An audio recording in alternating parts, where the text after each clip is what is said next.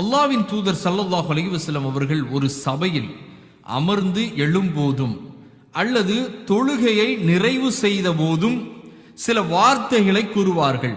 தொழுகையை நிறைவு செய்து எழக்கூடிய நேரத்தில் சில வார்த்தைகள் கூறுவார்கள். ஒரு சபை முடிந்தால் இந்த வார்த்தையை கூறுவார்கள். அது என்ன வார்த்தை என்று ஆயிஷா ரலியல்லாஹு அன்ஹா சொல்லுகின்றார்கள். ஒருவர் சபையில் நல்வார்த்தைகள் பேசியிருந்து இந்த வார்த்தைகளை கூறினால் அவைகளுக்கு முத்திரையாக மறுமை நாள் வரை பாதுகாப்பாக இருக்கும். அவர் நல்லது அல்லாத வேறு ஏதேனும் பேசியிருந்தால் இந்த வார்த்தைகள் அவைகளுக்கு பாவ பரிகாரமாக இருக்கும் என்று நபிகள் நாயகம் ஸல்லல்லாஹு அலைஹி வஸல்லம் அவர்கள் சொல்லிவிட்டு சொன்னார்கள். அந்த வார்த்தை சுப்ஹானக்கல்லாஹும்ம வபிஹம்திக அஸ்தக்ஃபிருக வதூபு இலை. தூய்மையானவன், உன் புகழை கொண்டு உன்னை புகழ்கிறேன், உன்னிடத்தில் மன்னிப்பு தேடி உன்னிடமே திரும்புகின்றேன்